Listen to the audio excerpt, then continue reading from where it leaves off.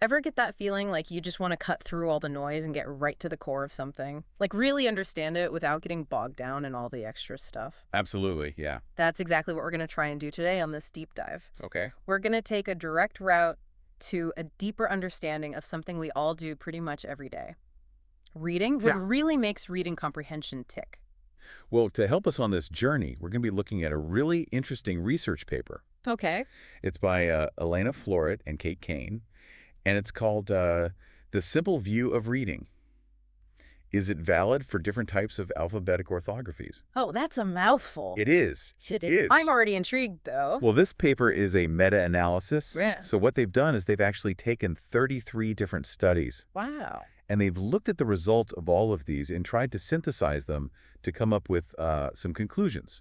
So we're talking about a lot of data, A lot of data. not just one study. Yeah, and all of these studies focus on how beginner readers learn. Yeah. And they're looking specifically at learning to read in English and in other languages that have what we call more transparent spelling systems or orthographies. So when we say alphabetic orthographies, we're talking about languages that use letters to represent sounds. Precisely. The way we Ah. write English or French or German or Spanish. Yeah, so like thinking about the difference between learning to read in English, where, we have all these weird spellings, Right. versus a language like Finnish or Italian, where what you see is pretty much what you get Yeah. when you're trying to sound it out. Much more straightforward. Right, exactly. So that's really what we're going to be exploring today. So what's the mission here? Well, the mission is to really unpack this idea called the simple view of reading, Okay. often shortened to SVR. All right, XVR, got it. We're going to delve into that and see how well this model actually works Okay. when we apply it to all these different types of languages All right. with their different orthographies. And it's not just about, like, the mechanics of reading. Right. It's about really getting a clearer picture of how language itself Yeah. and the writing systems we use and our brains Right. all work together. Because they're all connected. Absolutely. They're inextricably linked. And this is something that everyone can relate to. Yeah. This is not just for academics. This is for anyone who reads. This is for anyone who's ever learned to read or tried to teach someone to read. Right, or even just wondered, like, how does this all work? Yeah, So this might even reveal some surprising aspects of reading that you maybe haven't considered before. exactly. I think you'll find some of the results of these studies to be quite counterintuitive. Okay, I'm ready. Let's dive in. All right, let's start with the basics. Yeah. The simple view of reading. SVR. SVR. Yeah. What's the core of this idea? Yeah, what is it all about? Essentially, it proposes that reading comprehension, Oh, okay. which we'll call R for short, that guns. is basically the product of two key abilities working together. All right. And these two abilities are decoding, we'll call it D, and linguistic comprehension, which we'll call L. All right, so we've got RD and L. We've got RD and L, and the model states that both of these are absolutely essential, Got it. equally important. Okay, so let's break those down a little bit. Okay. What exactly do we mean when we're talking about decoding? Okay, so decoding is the skill of basically taking those written symbols, the letters that you see on the page. The things that we call graphemes. Exactly, the graphemes, and turning them into spoken language. The sounds, The sounds, which are the phonemes. which are the phonemes, exactly. So you're connecting the visual representation with the sounds, Got it. and you're able to sound out words recognize letter patterns. So that's decoding. That's decoding. And then what about linguistic comprehension? That sounds a lot broader. It is. Linguistic comprehension basically refers to your overall understanding of language. So anything related to language? Pretty much. Okay. It's knowing what words mean, Yeah. understanding how sentences are structured grammatically, Right. and being able to follow the flow of ideas in a text, Okay. even if you're listening to it. So it's very similar to listening comprehension. Oh, so like how well you would understand something if you heard it versus reading it? Pretty much, yeah. Okay, so the basic idea is that you need to be able to both sound out the words, Yeah, that's the decoding part, right. and understand the language that those words are creating, Yes. which is the linguistic comprehension part, in Right. order to really get what you're reading. To make meaning from that text. Okay, it sounds simple enough, It does. but the paper mentions that this has actually been a really influential model. Hugely influential. Why is that? What's the big deal about this seemingly simple idea? Yeah, well, it's apparent simplicity is a big part of why it's been so impactful. Okay. It gives us a really clear and straightforward framework for understanding something that's actually quite complex. Right. Reading is complicated. Reading is incredibly complex. There's so much going on Yeah. in our brains and with the interaction with language and the visual system. So this is giving us kind of like a simple lens to look at it through. Exactly, exactly. And this has really important implications for how we think about reading theoretically, Right. how we teach reading in schools, Yeah. and how we identify and support people who may struggle with reading. So like if we have this basic understanding of the two core components, Yeah, we can pinpoint maybe where someone's having a problem exactly. and then support them better. We can tailor our instruction or intervention to address that specific area. Okay, that makes sense. So it's a really valuable tool. It does, but I can't help but think like, is it maybe too simple? Well, that is the million-dollar question, isn't it? Yeah. The paper hints at this too. Could it be missing some important pieces of the puzzle when it comes to reading? Like oversimplifying it. Potentially. Yeah. Yeah. And Floritz and Kane, the authors, they point out that we really need to look at how well it applies across different languages. Because English is kind of its own beast, right? Yeah. Exactly. English is notorious for its irregularities and its unpredictability when it comes to spelling. Yeah. So the question is, what happens in languages where the spelling is much more consistent? Does this simple view still hold up in the same way? Yeah, do we see the same patterns? Precisely, and that's one of the central focuses of their research. Okay, well, this leads us right into this idea of orthographic depth, Yes. which the paper talks about. It's a key concept. What is that? Well, orthographic depth essentially describes how consistent the relationship is between the letters in a word, Okay. the graphemes, Right, the grapheme. and the sounds they represent when spoken, The phones. the phones. So it's This like is how reliable languages are the spelling rules in a language. How predictable is this? Yeah. Okay, can you give us some examples to kind of illustrate this a little bit better? Absolutely. So let's think about languages like Finnish or Italian. Okay.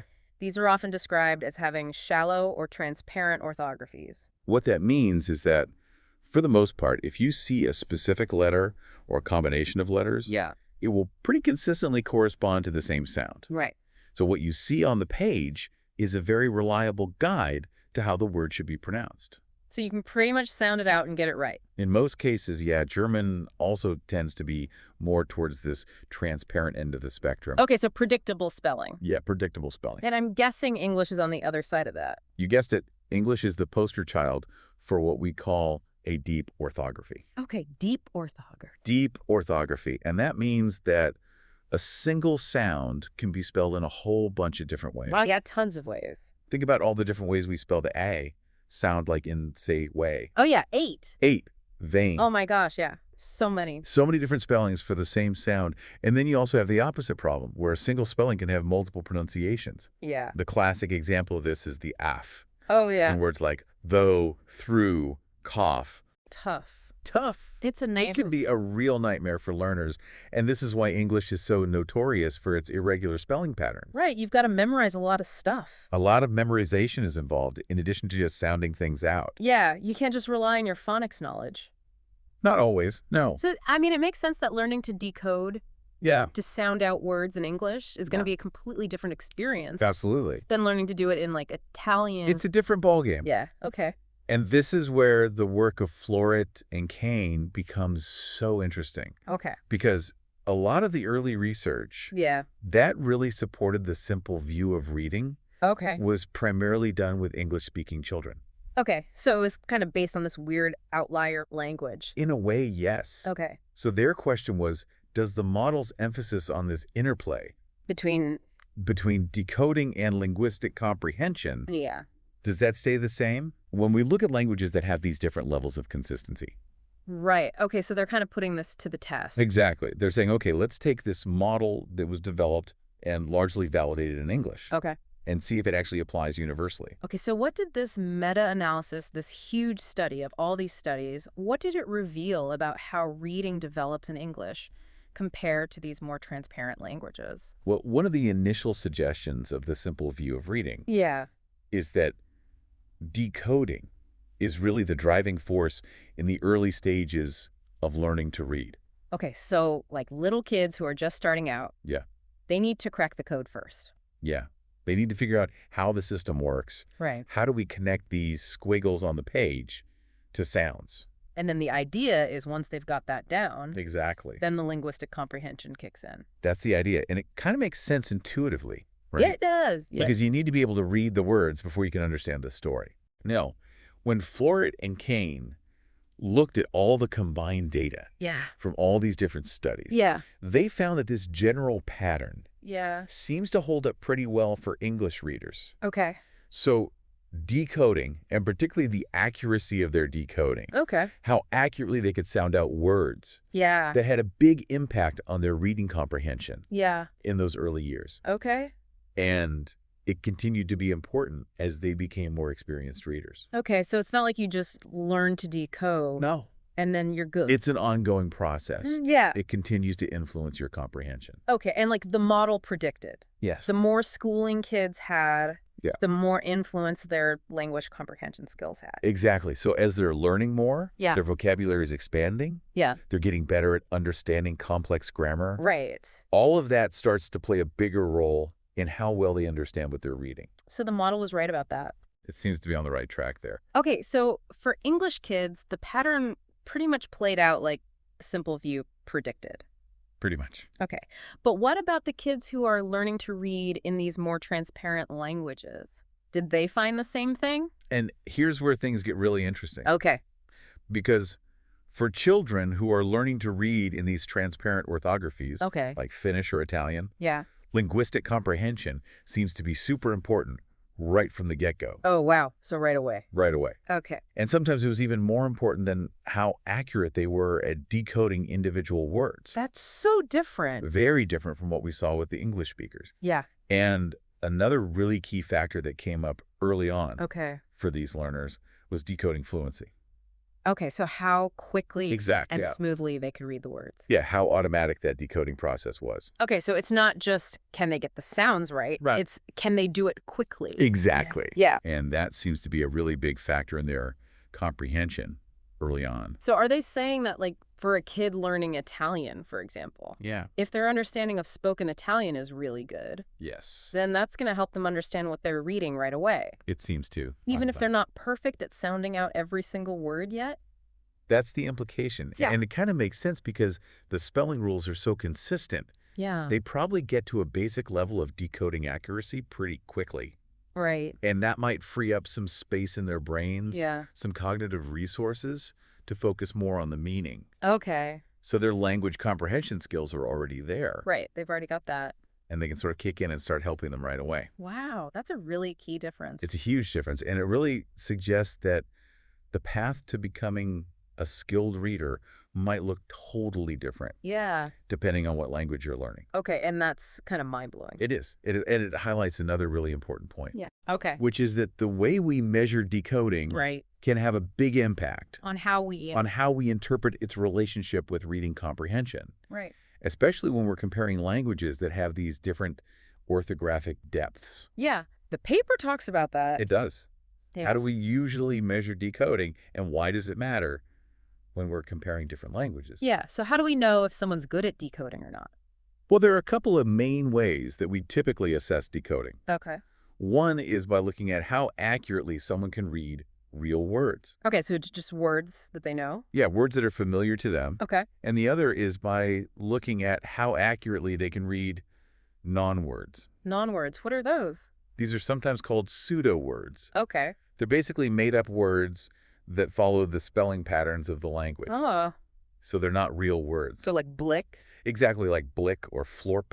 Okay. You know, words that sound like they could be real. They follow the rules? Yeah, they follow the rules, but they don't actually have a meaning. Got it. And the idea behind using non-words Yeah. is to really isolate that ability to apply sound letter rules Okay. without relying on any prior knowledge of the word. Okay. So you're really testing their phonics knowledge. You're seeing, can they take those sounds and put them together Right. to read something that they've never seen before? And that was part of the original simple view of reading. Yeah, the original proponents of the model suggested that this non-word reading Okay. was a really important measure Okay. for understanding those early stages of learning to read Okay. and seeing how well a child has grasped those basic sound spelling connections. Yeah. But Floret and Kane's meta-analysis Yeah. Okay. revealed some really interesting stuff when they compared the findings for English versus... versus those transparent orthographies. All right, so what did they find when they dug into how decoding was being measured in all these different studies? Okay, so for English, they found that how accurately children could read real words Okay. was often a stronger predictor of their reading comprehension Interesting. than how well they could read non-words. So it's more about knowing the actual words. Yeah, and this was especially true as they became more experienced readers. But that seems kind of counterintuitive. It does a bit, doesn't it? Yeah, because like you were saying, they thought that non-word reading was so important. It was thought to be this really pure measure of decoding ability. Yeah. But in English, it seems like real word reading is more important. It is. It is. Why do you think that is? Well, it probably reflects the irregularity of English spelling. Right. So to read real words accurately in English, Yeah. you often have to recognize those weird patterns Yeah. and draw on what we call orthographic knowledge, Okay. which is basically just having a memory for how the word looks. So you're kind of visually recognizing it. Yeah, you're seeing it and you're like, oh, I know that word. Right. And that's not something that you really tap into when you're reading non-words. Right. Because those tend to follow the rules. Okay, so it's more about just being able to sound it out. Exactly. But with real words, you need that extra layer of just visual memory. Yeah, that's sight word recognition. Okay, so for English, knowing those tricky spellings Yeah. is really important for comprehension. It's crucial. Okay, that's really interesting. It is.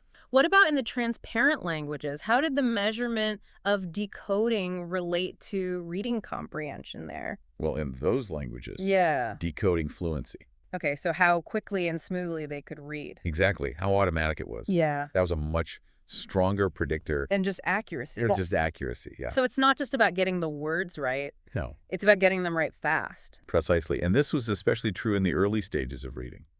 Okay, so like early readers, Yeah. it seems like speed really matters. Speed matters a lot, and it Mhm. kind of reinforces that idea that once you've got those basic sound spelling correspondences down, Yeah, which is easier in those transparent languages. much easier, Right. then the efficiency of your decoding becomes super important Okay. because it frees up space for you to focus on understanding the meaning. Oh, right. So you're not spending all your brain power Exactly. just trying to sound out the word. You're not getting bogged down in the mechanics. You can think about what it means. You can actually engage with the text. Okay, wow, these are such interesting differences. They're fascinating, aren't they? Yeah, and these differences in how reading develops across languages. Yeah. That must have implications for how we teach reading. Huge implications. Absolutely. Yeah. So for teaching reading in English, Okay. these findings really reinforce the importance of focusing on phonics. Okay, teaching those letter-sound relationships. Yeah, making sure kids have those solid foundational skills. But they also highlight the importance of explicit instruction in recognizing whole words, Okay. especially those irregular words Yeah. that don't follow the typical rule. Right, because there's so many of those in English. So many, and just building fluency, Yeah. the speed and automaticity of reading. That's crucial. So it's not just about sounding it out, it's about building that visual recognition too. Exactly. Yeah. And being able to read smoothly, even with all the crazy spellings we have. Okay, so for English, it's kind of like a two-pronged approach. You got to have both. You've got to have the phonics, Yeah. and you've got to have the sight word recognition. You need both of those pieces working Yeah. together. Okay, what about for those more transparent languages? So for those languages, Yeah. the instructional emphasis might be a little different Okay. because basic decoding accuracy comes pretty easily. Yeah. So teachers can potentially leverage those early language comprehension skills Okay. that kids are coming in with, maybe by putting more emphasis on things like rich language experiences, Okay. lots of exposure to spoken language Yeah. and vocabulary development, Okay. and activities that promote rapid word recognition and fluency. So maybe even from a younger age? Potentially, yeah, Yeah. because they can get to the meaning Yeah. a little bit faster. Right, because that initial decoding hurdle isn't as high. Exactly. Okay, so for English, we're kind of getting over this big hurdle. Yeah, it's a big hurdle. And then for the transparent languages, they're kind of already over it. They're already on the other side. And you can focus on They can focus on the meaning. the meaning. Yeah.